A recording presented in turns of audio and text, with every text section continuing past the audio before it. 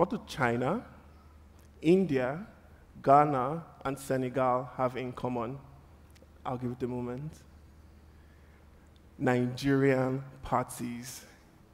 Let me explain. The spring rolls from China, the samosas from India, the gâteau or puff-puff from Senegal, and the mosa from Ghana are the key components of a uniquely Nigerian party appetizer pack known affectionately as small chops. Thank you.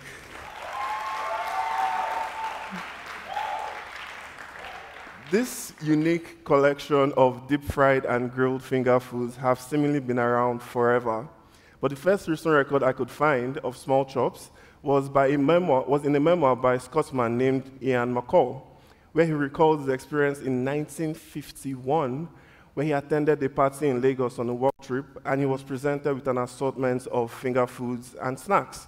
He had everything from deviled eggs all the way down to creme brulee. And in his memoir, he remembered that these were called finger foods or small chop.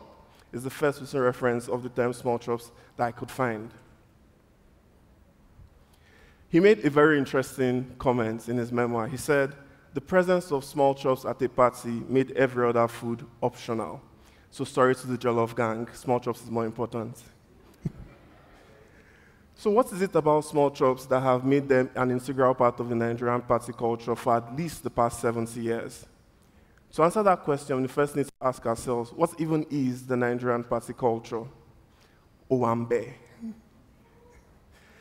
Forget the Met or the Vanity Fair. Nigerian parties are a class of their own. In fact, I believe that there is no better expression of the Nigerian flamboyance and hospitality than our presence at parties. There's an unspoken agreement between the host and the guest. The host is expected to provide the best quality of food, drink, entertainment, and even the venues. And then the guest is expected to show up looking their very best as a show of respect to the host. So the hosts pride themselves in being able to offer the widest variety of food, drinks, entertainment. So it's not surprising that finger foods from all around the world have found their way into the Nigerian party scene. In fact, I can imagine in the 60s and 70s when our aunties would come and ask us at the event, have you eaten? We have spring rolls from China, we have samosas from India, we have gâteau from Senegal, and there's that sense of pride that, yes, you provided the very best for your guests.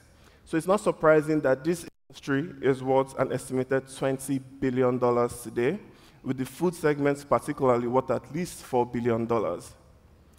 So how do we go from an expression and celebration of our culture to a billion-dollar industry? How do we monetize culture without exploiting it? In my experience, there are three key things to note. First, you have to respect the culture. Second, you have to identify the bugs of that culture. And third, you have to resolve that bug in that culture. In respecting the culture, you have to understand that as an outsider or even as an insider, what you perceive as a bug could be a feature. What you perceive as a feature could be a bug.